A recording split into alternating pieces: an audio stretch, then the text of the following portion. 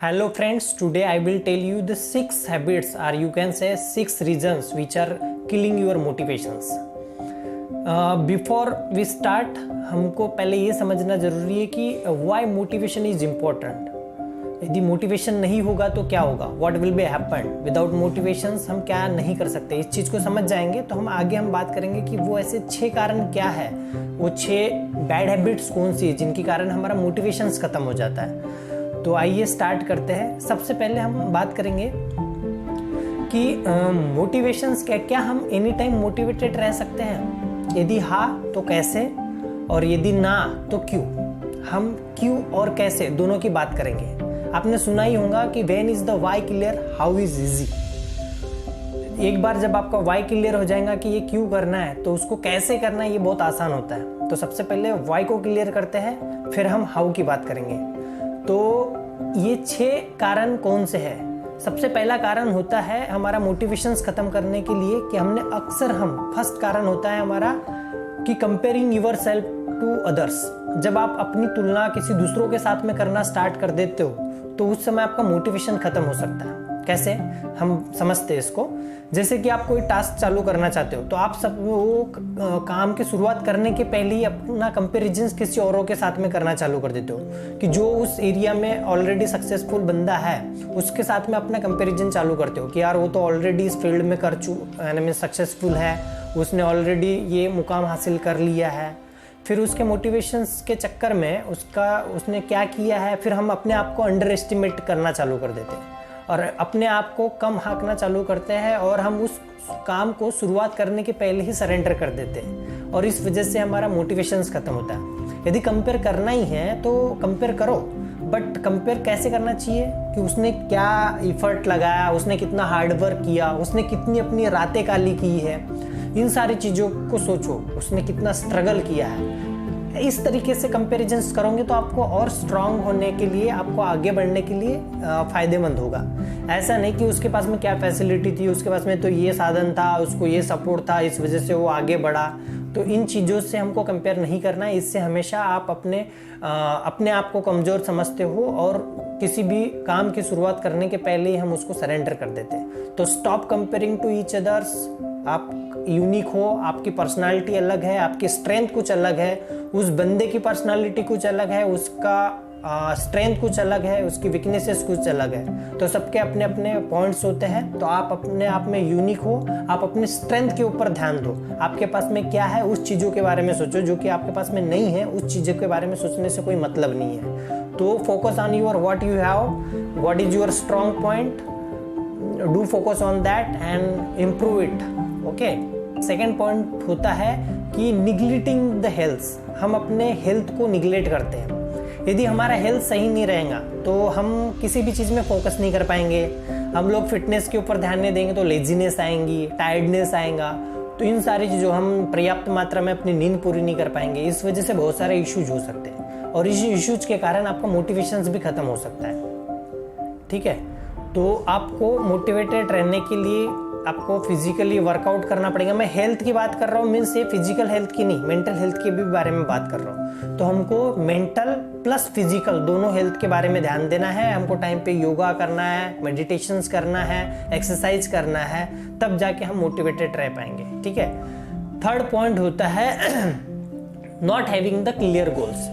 जब भी हमारे लाइफ में एक क्लियर विजन नहीं होता है, एक क्लियर गोल नहीं होता है, तो हम उस चीज को हासिल नहीं कर पाते, हम मोटिवेटेड नहीं होता है. जैसे आपको घर से बाहर निकलना है तो आप समझो आपको जैसे मथुरा से दिल्ली जाना है, आपको क्लियर ही नहीं है कि कहाँ जाना है. यदि पता नहीं रहेंगे तो आप भटकते रहोगे मार्ग में, आपको उस मुकाम तक के नहीं पहुँच पाओगे. तो जब तक कि आपका डेस्टिनेशन क्लियर नहीं होगा, आपका टारगेट क्लियर नहीं होगा, तब तक कि आप उस मुकाम पे नहीं पहुँच सकते, उस डेस्टिनेशन पे नहीं पहुँच सकते हो.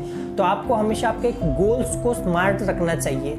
स्मार्ट बोले तो specific, measurable, attainable, realistic and time bounded होना चाहिए. मीन्स स्मार्ट होना चाहिए. ठीक है. तो आप हमेशा अपने टारगेट्स को सेट करो, उसके बारे में डिसाइड करो कि इस टास्क को पर्टिकुलर कितने टाइम पे मुझे क्लियर करना है. देन होता है not रिकॉग्निंग your work, not appreciating your work. जब भी आप कोई चीज़ें हासिल करते हो, कुछ ये करते हो, तो आपको हमेशा अपने आप को मोटिवेट करने के लिए, उस चीज़ पे प्लेटफॉर्म पर रखने के लिए आपको अपने आप को रिवॉर्ड देना चाहिए, आप पार्टी सेलिब्रेट करना चाहिए, जो भी आप हासिल करते हो उसको इंजॉय करना चाहिए। ये नहीं करोगे तो आपका मोटिवेशंस ख़त्म हो सकता है, ठीक है ना। और आपके काम को रिकॉग्नाइज करते आना चाहिए। यदि आप उस चीज़ को नहीं करोगे तो आप फिर कुछ समय के बाद में आप डीएक्टिवेटेड मोड में चले जाओगे। फोर्थ पॉइंट होता है डिस्ट्रैक्शंस। ये सोशल मीडिया की वजह से आप अपना टाइम डिस्ट्रैक्ट कर जाते हो, आपका जो गोल्स है उसके ऊपर आपका फोकस हट जाता है और आपको जो करना है उस चीज़ के बारे में आपका ध्यान नहीं रहता है। तो आप अक्सर देखते होंगे जब सोशल मीडिया पे जाते हो, फेसबुक पे जाते हो, व्हाट्सएप पे जाते हो, तो आपका टाइम कैसे निकलता है आपको पता ही नहीं चलता है और वो टाइम वेस्टर्स होते हैं। इससे डिस्ट्रैक्ट भी होता है, आप अपने गोल से, अपने लक्ष्य से भटक जाते हो और उस पर्टिकुलर एक्टिविटी को कर नहीं पाते हो। तो ये भी आपका मोटिवेशंस खत्म करने के लिए, एक इंटरेस्ट खत्म करने के लिए, डिस्ट्रैक्शंस जो टाइम वेस्टर्स है उसको इलिमिनेट करना होगा। इसके लिए सेपरेट टाइम निकालना पड़ेगा। जब भी आप कोई काम करते हो तो उस समय आपको जो भी डिस्ट्रैक्ट करने वाली चीज़ें है उसको एक सेपरेट कमरे में रख दो, अपने वर्क प्लेस से दूर रखो, तो आप डिस्ट्रैक्ट नहीं होंगे, ठीक है। हम सबसे आखिरी जो पॉइंट्स होता है उसके बाद में बात करेंगे कि थिंकिंग ऑन द आउटकम्स। हम अक्सर हमारा काम चालू करने के पहले हम उसके रिजल्ट्स के बारे में सोचना चालू करते हैं कि यार मैं ये ऐसा करूँगा तो मुझे ये बेनिफिट मिलेगा, फिर मैं इससे ऐसा करूँगा। मीन्स गाँव बैठा नहीं और लुटेरे पैदा हो जाते माइंड में, तो ऐसा नहीं होना चाहिए।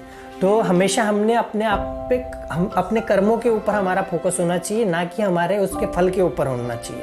यदि आप फल के बारे में सोचोगे तो कर्म के ऊपर आप कर्म नहीं कर पाओगे। हमेशा आप यदि अपने कर्म के ऊपर ध्यान रखोगे तो आपको फल अवश्य मिलेगा। भागवत गीता में भी कहा है कि कर्म करो, फल की चिंता मत करो, ठीक है ना। तो हमेशा हमको उसके बारे में सोचना चाहिए, निगेटिव चीज़ों के बारे में नहीं सोचना चाहिए। हम शुरू करने के पहले उसके निगेटिव और या आउटकम्स के बारे में सोचना चालू करते कि यार मैं ऐसा करूँगा तो इससे ऐसा होगा, ये नहीं हुआ तो वैसा होगा। तो ये निगेटिव जो विचार होते हैं, ये जो निगेटिव सोचने वाली जो हैबिट्स होती है ना, ये बहुत बेकार हैबिट होती है। तो इस चीज़ से दूर रहो, इस चीज़ को अवॉइड करो। हमेशा पॉजिटिव सोचना चाहिए। कहते हैं, ये आपको अक्सर सुना होगा, लेकिन पॉजिटिव विचार करना मीन्स व्हाट? जो भी आपके माइंड्स में जो थॉट्स आते हैं, आपके माइंड को क्या होता है ना, आपका माइंड बहुत बेवकूफ़ होता है। इस माइंड को आपको संभालना होता है, आपको समझाना पड़ता है। इसको आप जैसे बताओगे ना वो वैसे उसको एक्सेप्ट कर लेता है। तो इसमें ऐसी प्रोग्रामिंग फिट करो कि ये हमेशा आपकी बात माने।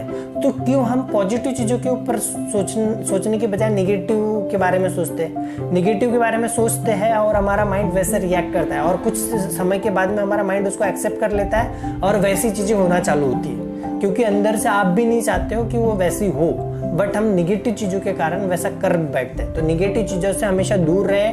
निगेटिव विचार को आए तो उस समय स्टॉप कर देना चाहिए। मैं एक बार आपको ये सारे 6 पॉइंट्स जो मैंने अभी डिस्कस किया वो एक बार समराइज करता हूँ।